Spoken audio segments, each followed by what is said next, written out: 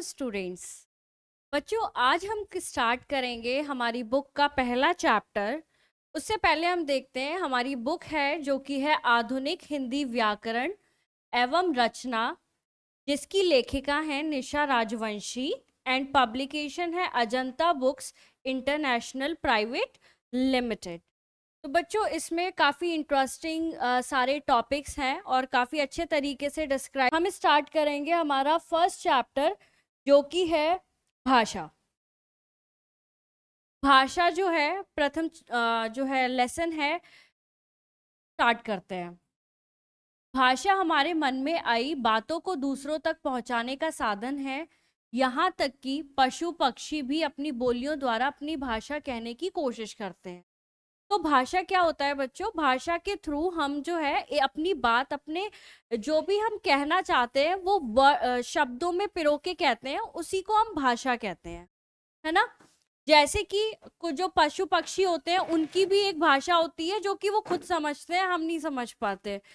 जैसे कि जो चिड़िया है वो क्या करती है, ची ची ची करती है, कौवा काव काव करता है, बिल्ली म्याऊ म्याऊ करती है, घोड़ा हिन हिन करता है, गुटरगू करते हैं कबूतर, गधा करता है ढेचू ढेचू, मेढक करता है टर टर, कुत्ता करता है भौं भौं।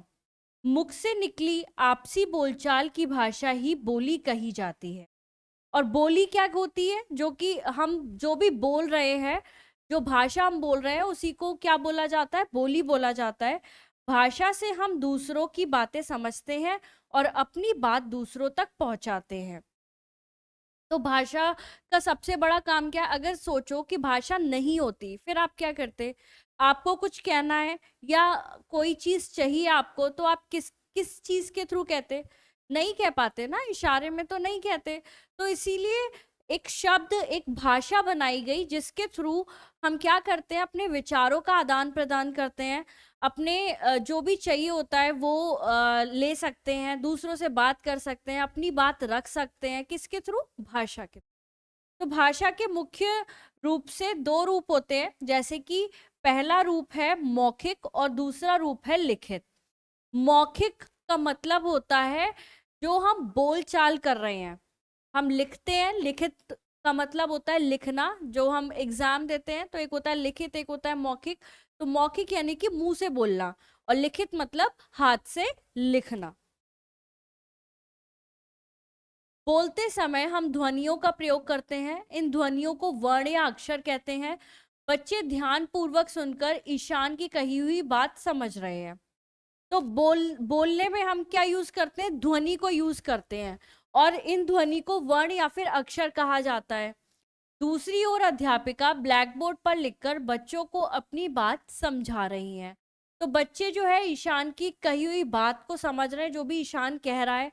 और अध्यापिका क्या कर रही है? ब्लैक बोर्ड पर लिखकर बच्चों को समझा रही हैं।